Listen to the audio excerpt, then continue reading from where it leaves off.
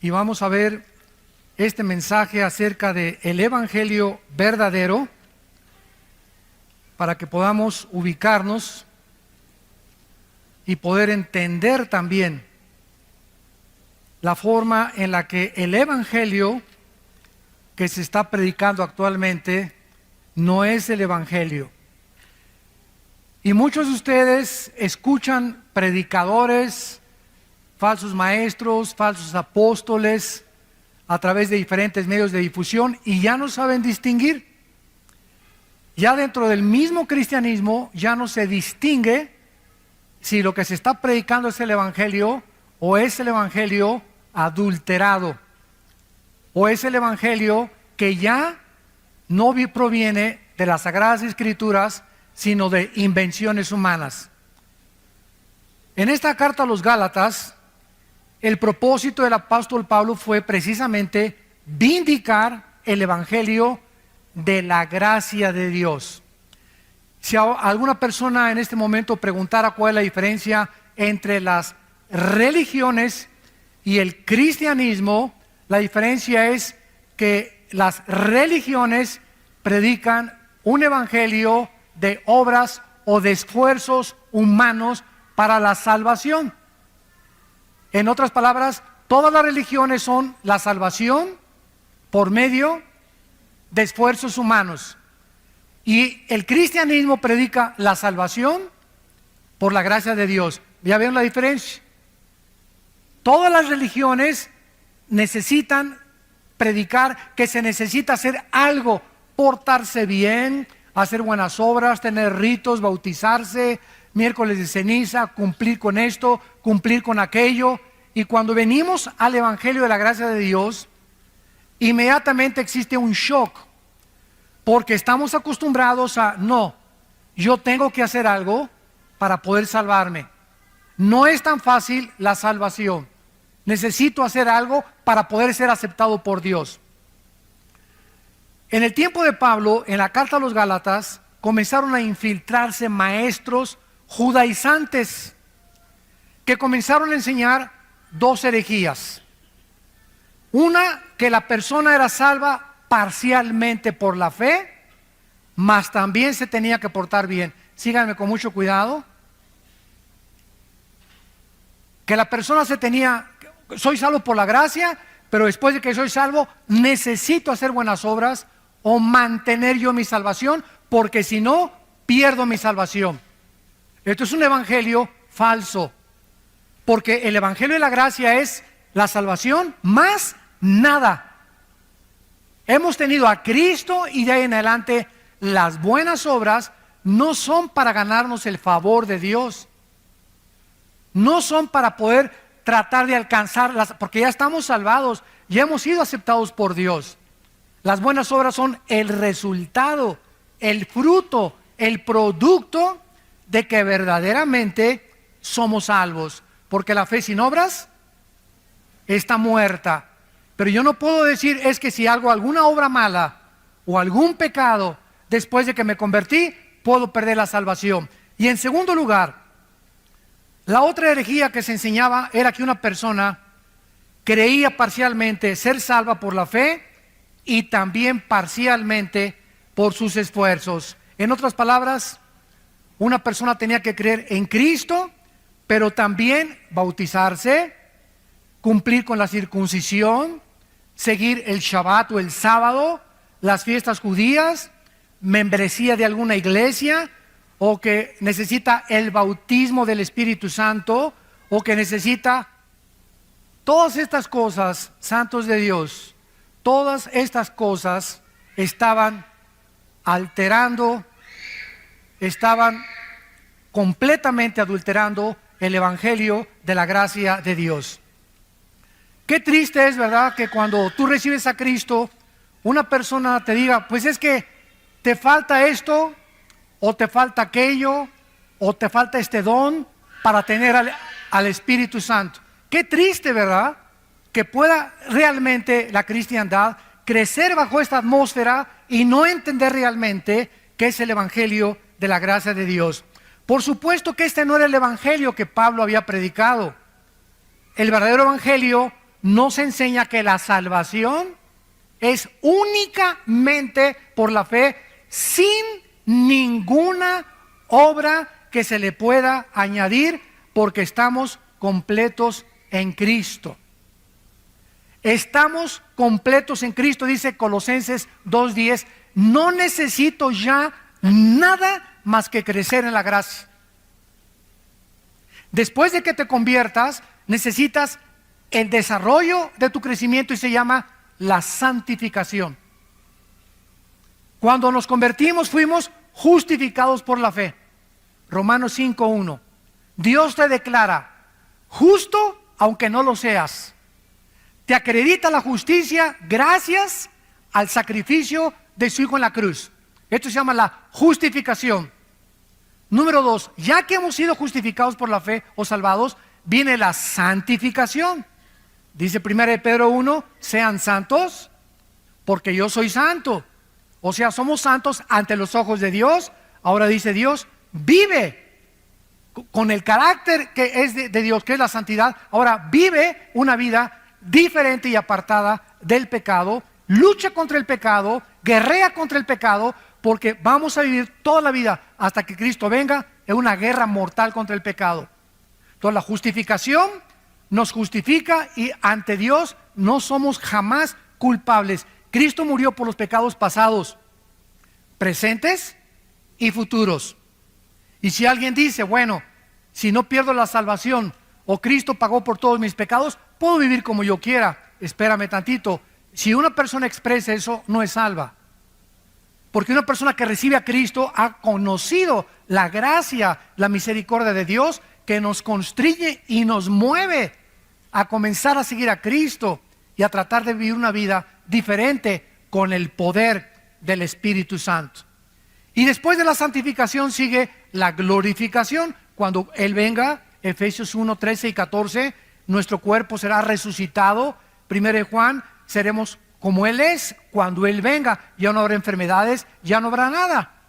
Porque entonces seremos como Cristo es, con un cuerpo glorificado como Cristo es. No dioses, pero tendremos el cuerpo que Cristo tuvo cuando Él resucitó. Dice Efesios 1:3 que toda bendición espiritual nos ha sido dada, está en pasado. Hemos sido bendecidos con toda bendición espiritual en los lugares celestiales en Cristo. En otras palabras, cuando alguien te dice Dios te bendice, es porque ya te bendijo, porque ya las tenemos. No, Dios me va a bendecir la semana pasada con una casa, Dios me va a bendecir. Todas estas bendiciones ya las tenemos en el cielo, hay que bajarlas. Dios nos dice a los papás, yo te bendigo y tu generación será bendita. Yo sé que mis hijos serán benditos. Y puedes tener un hijo que no camina con el Señor, o una hija que no camina con el Señor ahorita, pero la Biblia dice que Dios ya bendijo a tus hijos porque tu generación será bendita. ¿Qué tienes que hacer? Seguir orando por ellos hasta que veas la promesa cumplida. 2, darles ejemplo, porque si no hay un ejemplo, la promesa no viene. Entonces tenemos que entender eso, que necesitamos caminar con Dios para poder, es como un cheque que nos deja Dios al portador. Lo único que tengo que es llenarlo, ir al banco y cobrarlo. Todo el dinero de mi papá me lo dejó en el banco. Solamente tengo que ir al banco y decirle, este dinero es mío, dénmelo. Todas las bendiciones están en el cielo y a Dios nos las dejó en el banco celestial. Ahora tenemos que bajarlas, pero está estipulado en el testamento que Cristo hizo, ¿verdad?, que estas bendiciones son apropiadas por medio de la fe.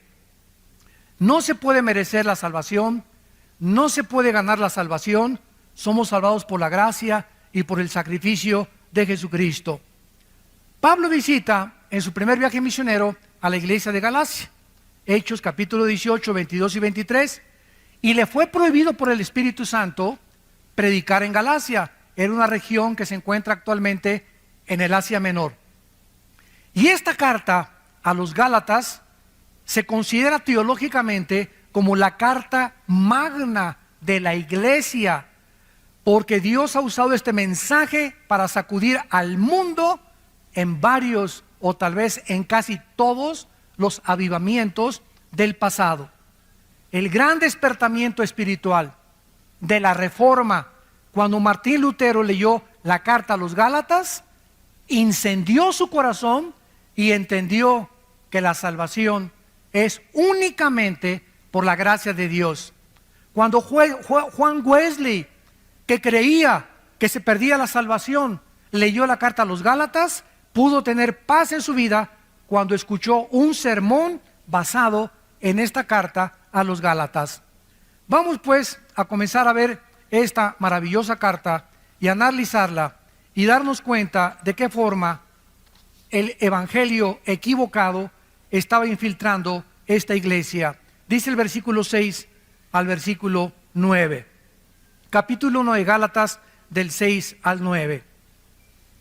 Dice el apóstol Pablo: estoy maravillado, sorprendido, estaba asombrado Pablo, que tan pronto se hayan alejado santos de Dios. Qué fácil es alejarnos de la gracia de Dios por la influencia de falsos maestros, cuando no tenemos la responsabilidad de discipularnos y estudiar la Biblia entre semana. Se sorprende Pablo que esta iglesia que fundó, así en cuanto se fue Pablo, entraron los lobos rapaces judaizantes a la iglesia a comenzar a adulterar, a agregarle algo a la obra perfecta de Cristo en la cruz. Estoy maravillado de que tan pronto se hayan alejado del que los llamó por la gracia de Cristo para seguir un evangelio diferente, o sea, de otra clase. Pablo dice: esto no es lo que yo les prediqué, ustedes están siguiendo otro camino equivocado. Este no es el evangelio de la gracia de Cristo. No que haya otro, dice Pablo, porque es el evangelio de Cristo, el de la gracia, sino que hay algunos que los perturban y quieren pervertir el evangelio de Cristo. Pero si aún nosotros, Pablo se considera a sí mismo que si él mismo el año que entra regresara y les predicara otra cosa que los que le predicó el antepasado, que no lo creyeran. Ni yo mismo puedo cambiar el evangelio de Cristo. El evangelio que les prediqué es el único que puede permanecer. Y si yo regreso a predicarles otro evangelio diferente del que les prediqué, yo mismo vengo a ser condenado por Dios. O si un ángel, dice Pablo, y llega un ángel en la noche y te sacude los pies y te dice: pues este es el evangelio, dice Dios esto y esto y el otro, y lo que te anuncia el ángel o el marciano o el extraterrestre o la aparición o el misticismo o lo que haya sido, cualquier cosa sobrenatural que contradiga el evangelio de la gracia de Cristo, es un perverso, es un falso profeta, es un falso maestro, es un falso apóstol. Así nacen las sectas. Los mormones, por ejemplo. ¿Qué es el mormonismo? Un hombre llamado en el siglo XIX, a fines del siglo XIX, José Smith. Se le apareció un ángel y dijo que se llamaba Moroni. El ángel le dijo: vete a un monte y vas a encontrar unas tablas escritas en egipcio cuneiforme. Traduce esas tablas y de ahí salió el libro famoso del Mormón. Pero el ángel también le dijo: ¿sabes qué, Pepino? Tu esposa no es la única, puedes tener 7, 8, 9 más. Bueno, imagínense ustedes, ¿verdad? Si yo llego mañana a la casa de ustedes y le digo a mi esposa: ¿qué crees? Se me apareció un ángel. Ah, sí, mi amor, ¿y qué te dijo? Que tú no eres la única. Ya no vuelvo a dormir en mi casa. Me dice mi esposa: qué bonito, ahora agarras tus maletas y ahí nos vemos. Pero sin embargo, ahí nació la poligamia también, y dentro del mormonismo existe también que todos somos dioses. No creen que Jesucristo es Dios, porque nació bajo una falsa aparición a un hombre. Hay otra secta, los Testigos de Jehová, fundada por un señor Russell. Otra que se llama, ¿verdad?, Elena de White, que fundó la iglesia sabática. Todas estas sectas han nacido de personas que han sido, escúchenme con mucho cuidado, han dicho que han sido iluminadas, que han tenido visiones, que han tenido esto, que han tenido aquello, pero lo que han visto y lo que han recibido no va de acuerdo a las Escrituras. Y el única brújula, la única filtro, el único parámetro que podemos tener es la Biblia para juzgar quién está bien y quién está mal. Ahora, por ejemplo, hay una enfermedad dentro del cuerpo de Cristo que se llama la apostolitis. Hay apóstoles ya por todos lados. ¿Cómo comenzó el apostolitis en el año 2001? Virgen del Socorro.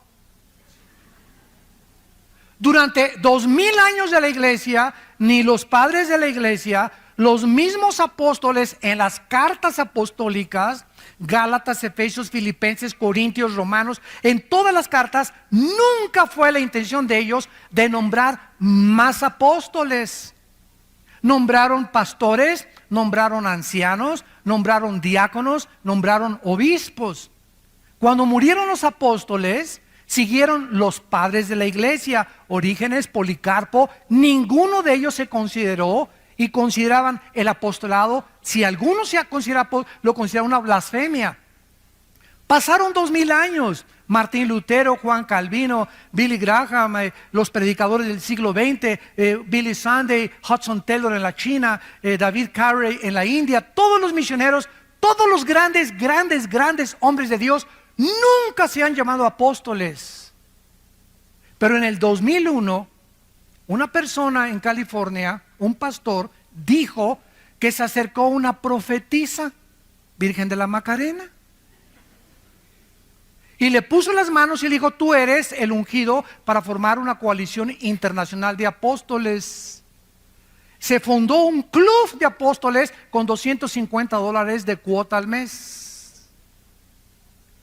Y del 2001 para acá, quién sabe, ya todos son apóstoles ahorita. Y todos son autonombrados. Y consideran los que son apóstoles que tienen más autoridad que los pastores. Hay iglesias donde dicen: si en esta iglesia no hay apóstol, no es una iglesia de Cristo. Ni en el libro del Mormón, por el amor, socorro, existe eso.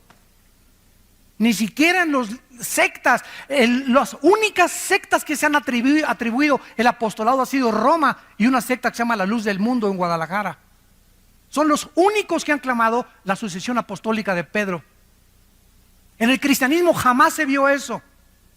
Los únicos apóstoles fueron los de Jesucristo. Ahora, hay una cosa que se llama apóstol y otra cosa que se llama apostolado, que son dos palabras diferentes. Apóstol significa enviado a una comisión especial. Apostolado es o alguien que lleva una comisión de parte de una iglesia, pero no el título del apóstol.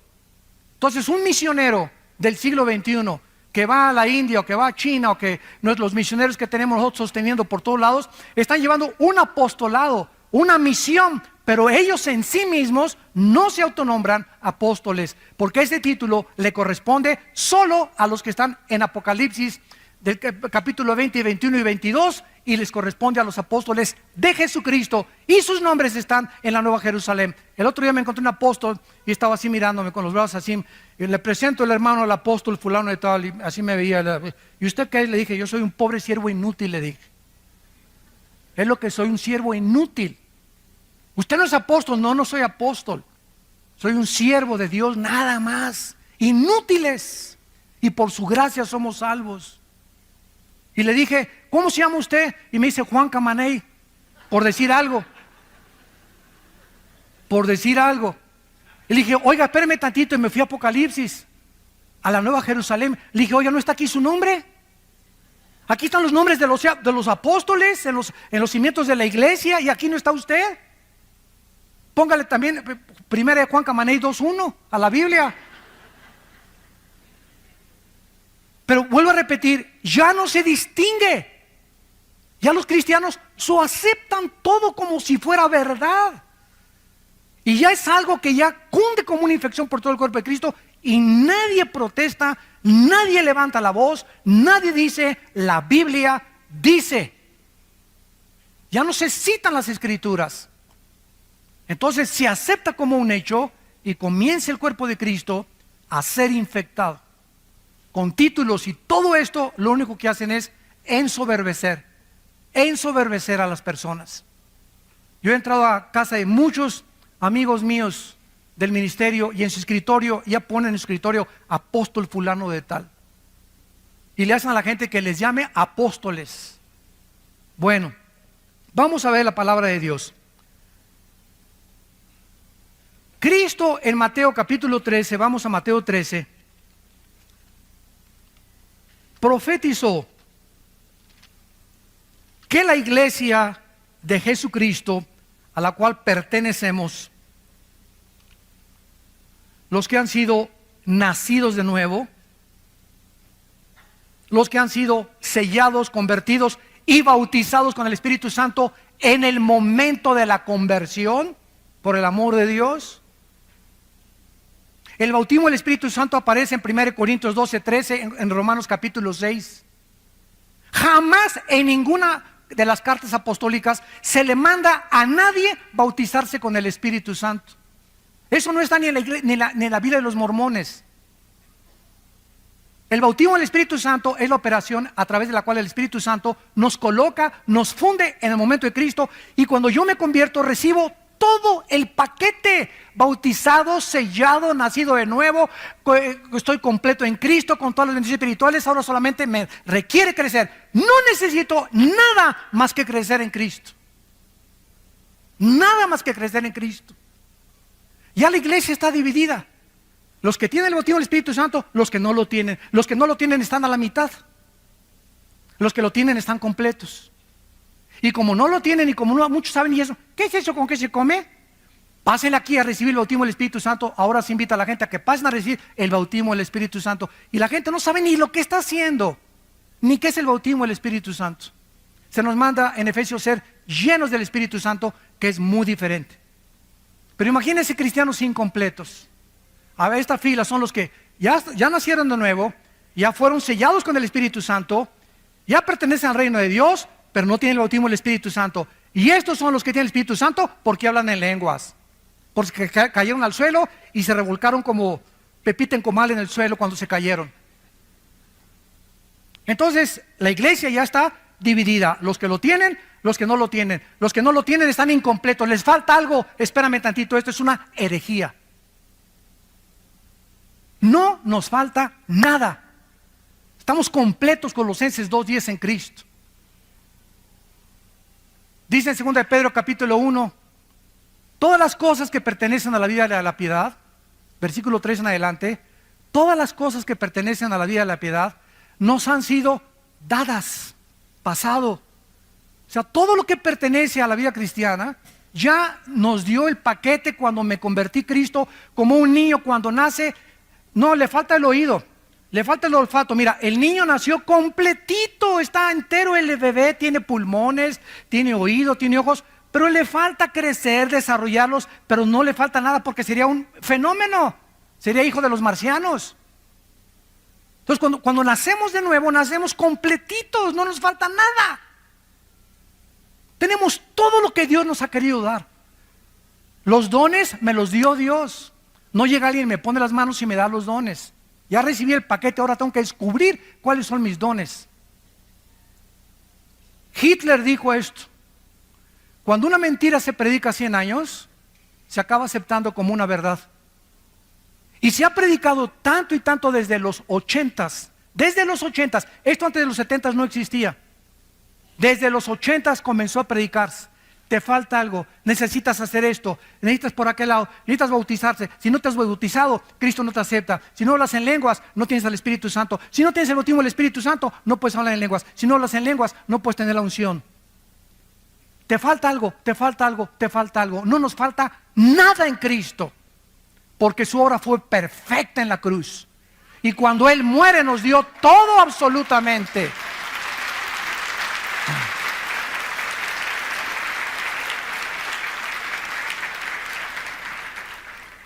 Cristo nos advierte en Mateo 13, versículo 24, le refirió otra parábola diciendo: el reino de los cielos es semejante a un hombre que salió y sembró buena semilla en su campo. Pero mientras dormían los hombres, vino su enemigo y sembró cizaña entre el trigo y se fue.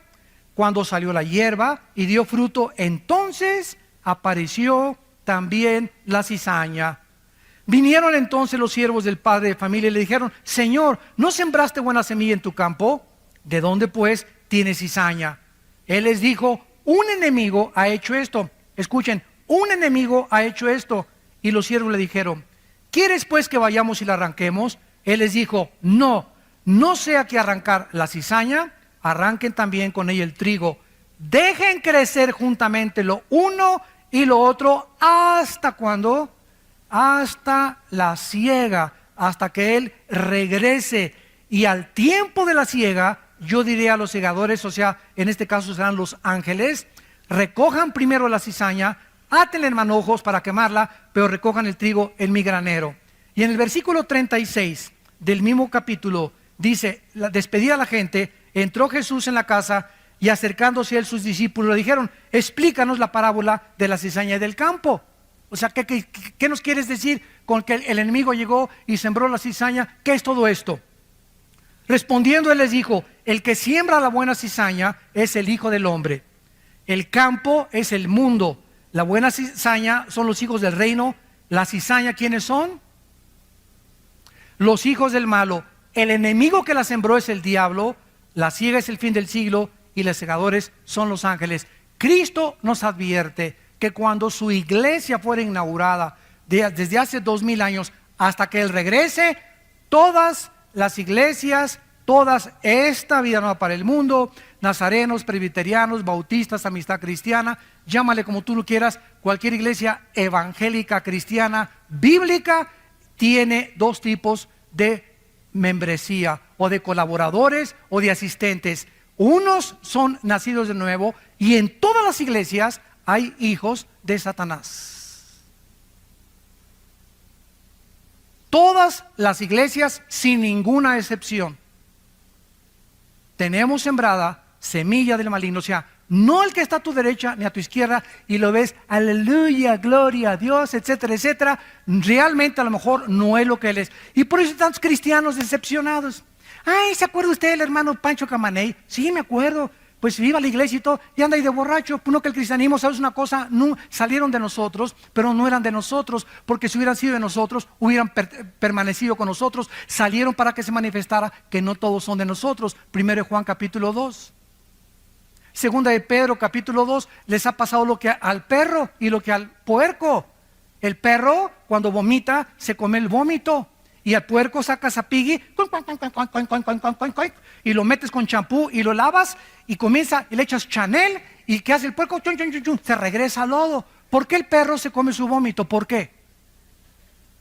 Pues porque es perro. Por el amor de Dios, no es gato, ni tigre, ni jirafa. Es su naturaleza. ¿Por qué el puerquito, aunque lo laves y le eches Chanel, le gusta el lodo? Porque es la naturaleza de los puerquitos. ¿Qué está diciendo el apóstol Pedro? Que esas personas que regresan ahí, su naturaleza nunca fue cambiada. Por eso regresaron al lodo. Nunca fueron, no perdieron la salvación, nunca estuvieron con nosotros como Judas. Judas desayunó, comió, cenó, viajó con Cristo, y Judas nunca fue salvo. Lo dice Juan 13, Juan 17. Que era hijo del maligno, era el hijo de perdición, el hijo de pecado. Nunca Judas tuvo la salvación, jamás la perdió porque nunca lo tuvo. Cristo oró claramente por sus discípulos, jamás oró por Judas, porque sabía que era hijo del maligno, era la cizaña. Y si Cristo tuvo una cizaña en el grupo que lo siguió, imagínense las demás iglesias. Entonces, no te decepciones por aquellos cristianos que hacen faltas, que caen al suelo. Ahora bien, es muy importante esto. Esto no significa que un cristiano nunca va a caer, pero sí significa que si cayó, de las orejas lo regresa Cristo al rebaño. Porque Dios dice, Romanos 12, Hebreos 12, al que ama, pao, pao, pao. Dios al que ama le da cuero, al que ama disciplina. Y si tú eres un cristiano que conoces a alguien que ya tiene 2 o 3 años, allá otra vez en el mundo, nunca fue cristiano, aunque salió de nosotros, nunca fue sellado con el Espíritu, nunca nació de nuevo, oyó el Evangelio, oyó a Cristo, pero jamás se salvó. Y por eso jamás regresó tampoco. Pero vamos a oír de muchos cristianos que cayeron y ya regresaron al rebaño. Y el hermano cayó en la borrachera 6 meses y le fue como en feria, porque era hijo de Dios. Pero si no te disciplina Dios, no eres hijo de Dios. Entonces hay 2 tipos de apóstatas. El apóstata, la palabra apóstata significa salirse del camino. Hay cristianos que se brincan el rebaño, como el cuento del pastor. Había una oveja que se brincaba el rebaño una vez y allí iba el pastor por ella. 2 veces y fue por ella, porque el pastor busca sus ovejas. Y la tercera vez el pastor dijo, le voy a romper una pierna para que ya no se vuelva a brincar. Prefiero que ande coja dentro del rebaño a con las 4 patas y se la come el lobo. Entonces muchas veces Dios tiene a muchos cristianos que meterlos bajo una disciplina física, que te suceda un accidente tremendo, que pierdas un ojo, que pierdas una pierna, un ataque al corazón, alguna enfermedad, que pierdas el trabajo, una crisis moral, para que te haga reaccionar que no podemos hacer nada sin Él. Somos tercos, tercos, tercos de corazón. Pero como somos hijos, Dios dice, nunca te dejaré ni te desampararé. Pero mientras no entiendas, te va a ir como en feria en tu vida. No vas a tener paz, las cosas no te van a salir como tú quieres, no vas a progresar. ¿Por qué? Porque crees que te puedes burlar de mí. Y como eres mi hijo, como eres mi hija, no te puedo dejar sin disciplina. La palabra disciplina, pedagogos, que significa pedagogía, viene la palabra pedagogía, significa educar el carácter. Y dice en Hebreos 12, ¿qué pues te haré entender y te enseñaré el camino que debes andar? ¿Iré contigo con vara o con la palabra?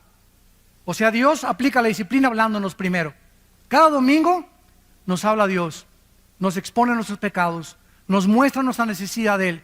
Pero si salimos a la calle y seguimos viviendo y somos sus hijos como nos da la gana, nos va a ir como en feria en la vida.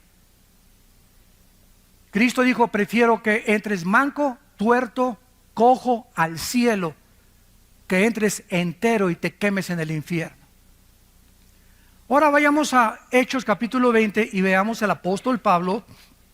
Cuando Pablo se fue de la iglesia de Éfeso, les hizo la misma advertencia de Cristo con más claridad, porque ya la iglesia estaba formada. Hechos capítulo 20, versículo 29. Porque yo sé, o sea, Pablo estaba absolutamente seguro, sin ninguna duda alguna, yo sé que después de mi partida, esta es la importancia del pastoreo. Yo sé que después de mi partida entrarán en medio de ustedes conejitos. Eso dice. Conejitos chingüengüenchones. Los lobos es el animal que el Espíritu Santo escogió, porque es el animal depredador que está esperando, que su plato favorito son las ovejas. Entonces el Espíritu Santo usa el animal más sanguinario que hay contra las ovejas, y porque somos las ovejas nosotros, para que podamos entender que cuando salimos de la iglesia hay cantidad de lobos dentro y afuera que están esperando decirte cuando salgas, lo que dijo el predicador no es cierto, son mentiras, no te lo creas, está exagerando. Ay, ¿a poco no vas a tener relaciones sexuales con tu novio? Están exagerando en la iglesia. No seas tonta, te van a decir, la virgen dejada a los 30 años de edad. Ya se te pasó el camión y ya no te has subido a ninguno.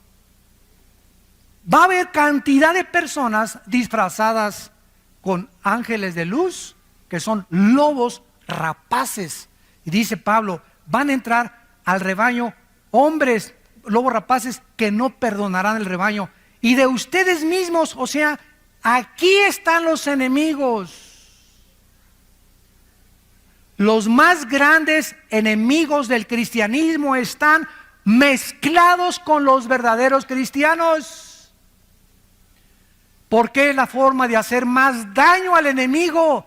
cuando el enemigo en la Segunda Guerra Mundial mandó personas a Rusia, cuando los alemanes mandaron espías a Rusia, o cuando Estados Unidos mandó espías a Alemania, iban disfrazados de alemanes, infiltrados en las filas de los nazis para que pudieran detectar lo que decían y transmitírselo a Estados Unidos. Los espías son las personas más preparadas de cualquier nación.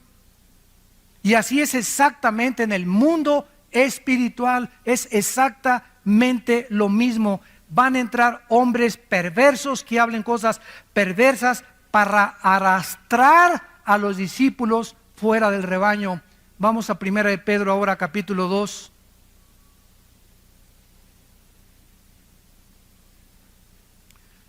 Perdón, 2 de Pedro 2. 2 de Pedro, capítulo 2.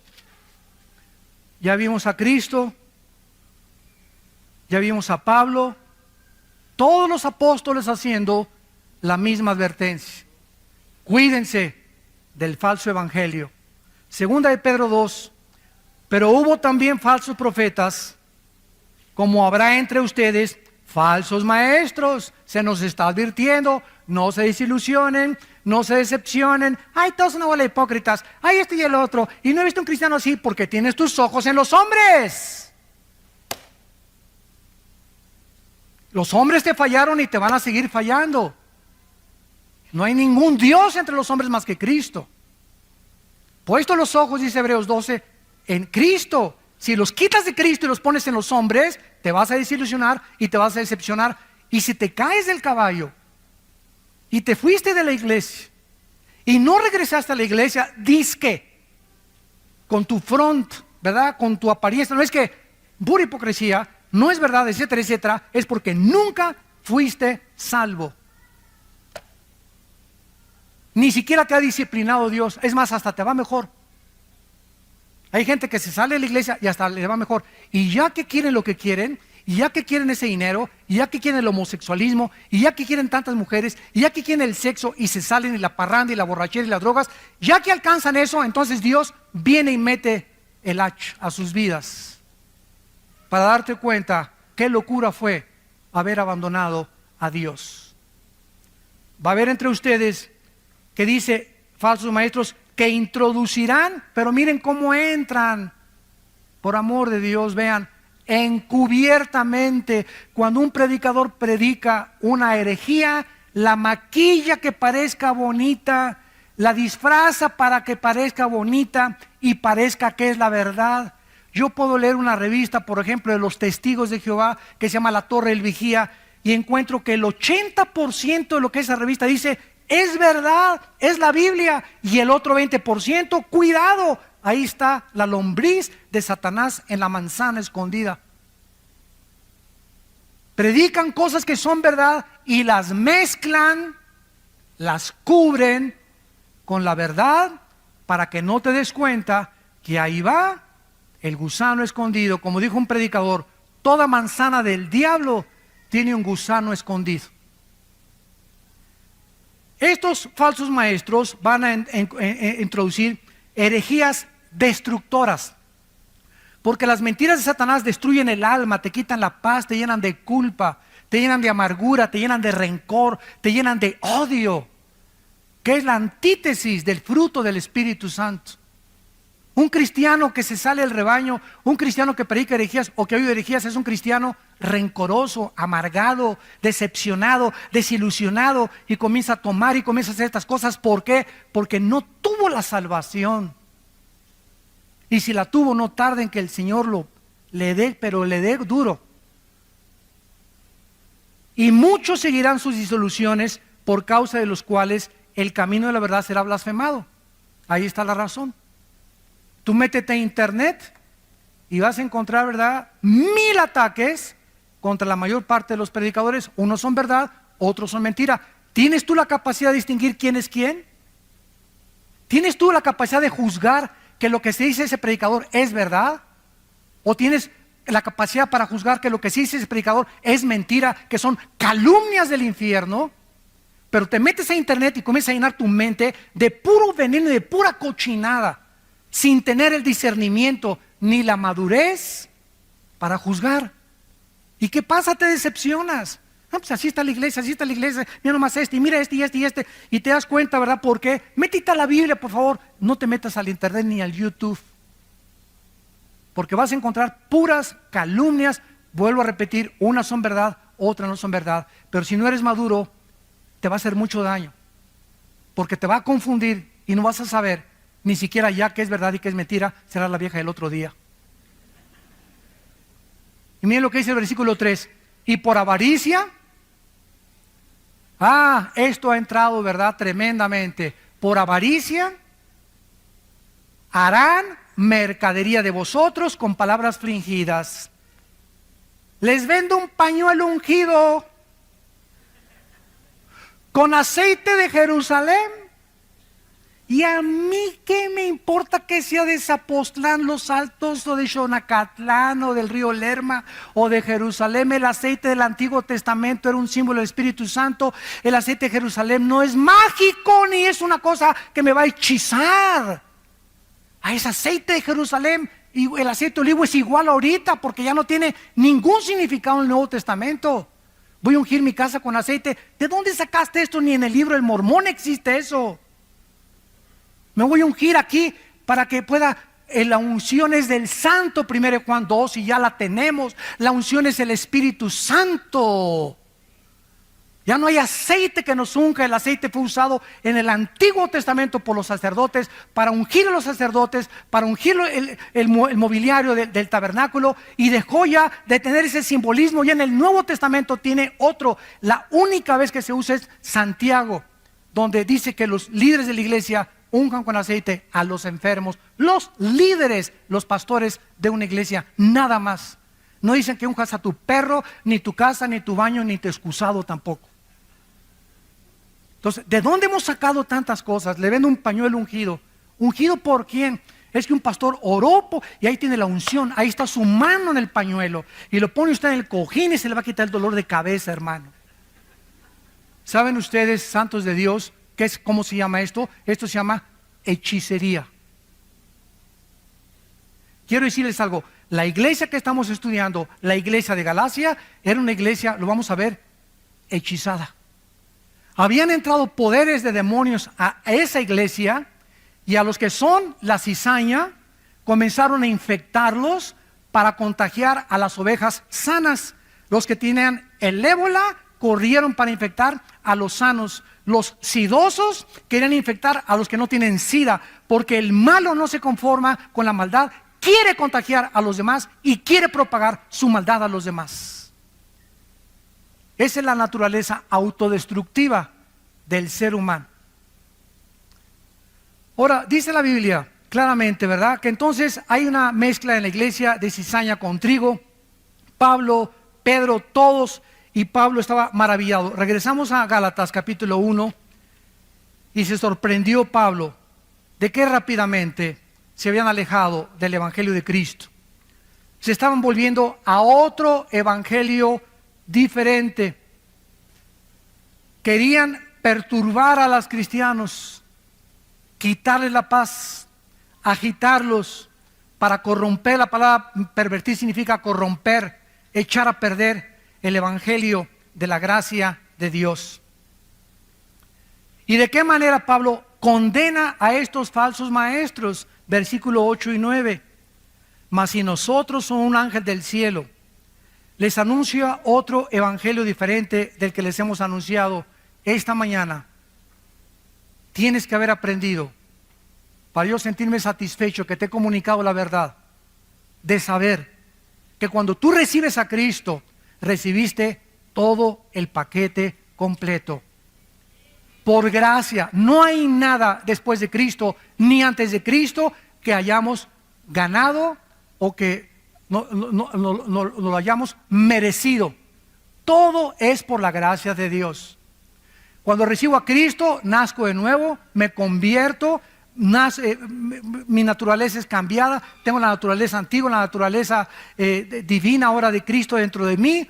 Ahora soy bautizado con el Espíritu Santo, 1 Corintios 12, 13, por el Espíritu fuimos todos bautizados, y a todos se nos dio el mismo Espíritu. Romanos capítulo 12, ¿qué no sabéis que los que han sido bautizados en Cristo han sido bautizados en su muerte? ¿A qué bautismo se refiere Romanos 6? del 1 al 4. ¿A qué bautismo? Le pregunto yo a los teólogos. No me salgan con qué es el bautismo en agua, porque si me dices que es el bautismo en agua, entonces el bautismo en agua salva, porque no fue lo que nos hizo renacer en Cristo, fue el bautismo del Espíritu Santo. Y Efesios lo confirma: una fe, un bautismo. Y no se refiere al bautismo en agua, porque hay muchos cristianos que van a morir sin haber sido bautizados, pasaron de panzazo y van a entrar al cielo. El bautismo solamente es una confirmación pública de algo que te sucedió internamente. Pero la Biblia habla de una sola fe, un solo bautismo. Y ese único bautismo es el bautismo cuando el Espíritu nos colocó, nos fundió, nos amalgamó, nos hizo uno con el cuerpo de Cristo. Entonces tú entiendes eso. Cualquiera que llegue y te diga, necesita hablar en lenguas, necesita el bautismo del Espíritu Santo, necesitas guardar el sábado, necesitas guardar las fiestas judías, necesitas disfrazarte de judío, necesitas aprender hebreo. Cualquier persona que llegue con estas guacas, tú puedes claramente decirle: ¿sabes una cosa? Necesito crecer nada más en Cristo. Todas las demás cosas me han sido dadas por su divino poder, mediante el conocimiento de aquel que nos llamó, de su gracia y de su suficiencia.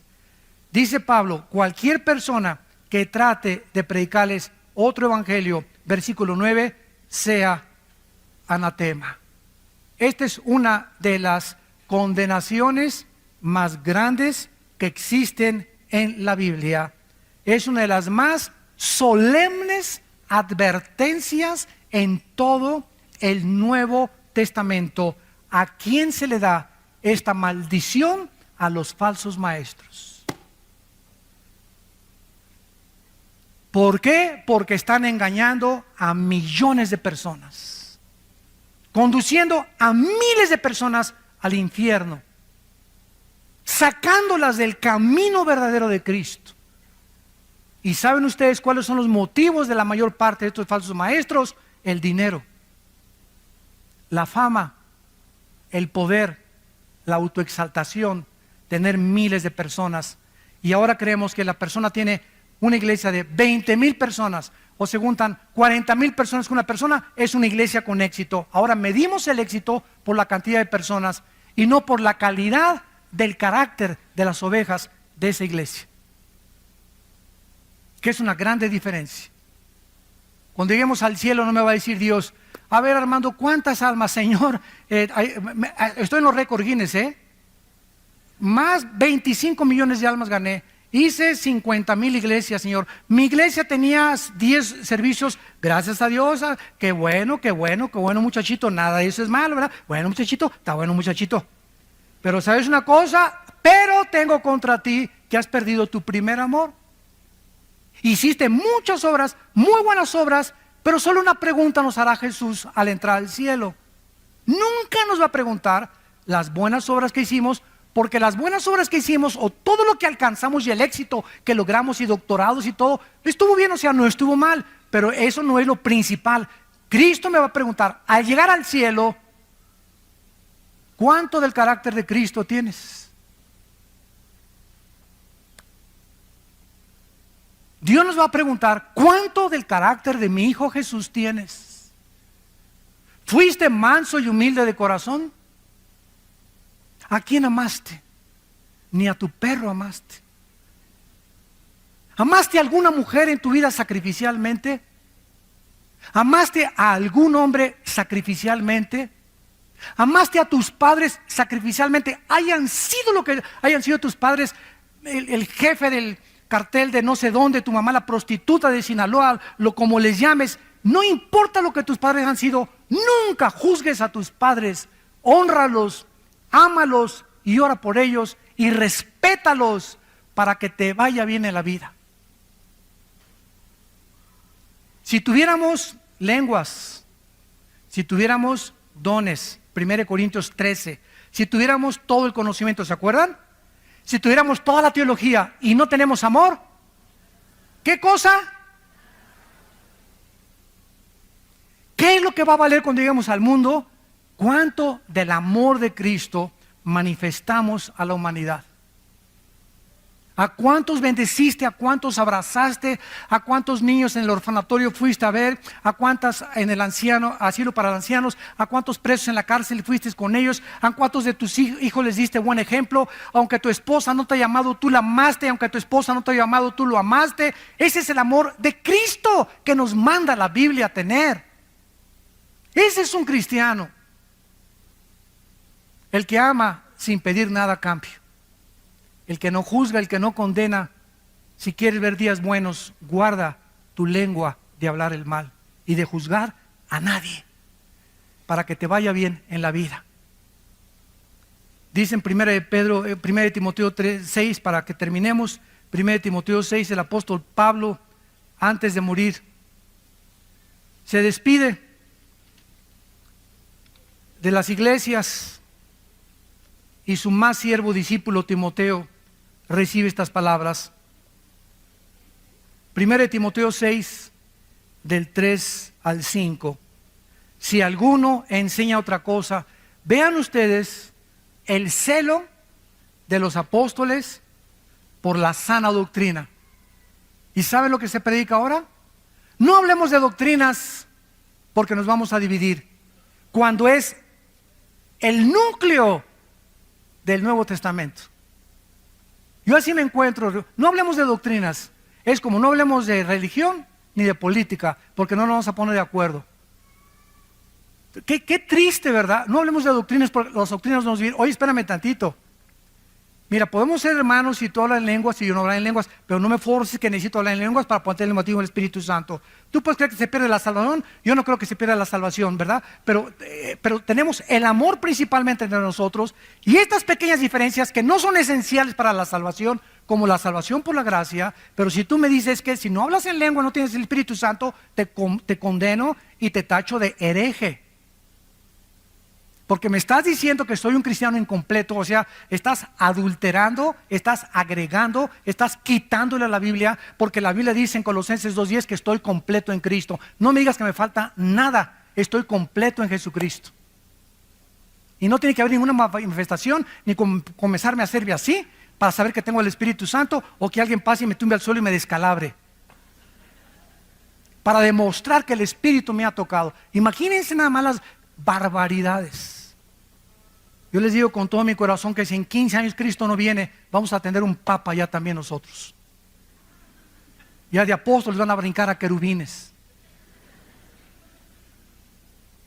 Si alguno enseña otra cosa y no se conforma a las sanas palabras de nuestro Señor Jesucristo que están aquí en la Biblia y a la doctrina que es conforme a la piedad, está envanecido, nada sabe, delira acerca de cuestiones, contiendas de palabras, y de las cuales nacen envidias, pleitos, blasfemias, malas sospechas, disputas necias de hombres, corruptos de entendimiento, privados de la verdad, que toman la piedad como fuente de ganancia. Apártate de los tales. Padre, te damos gracias por tu palabra en esta tarde.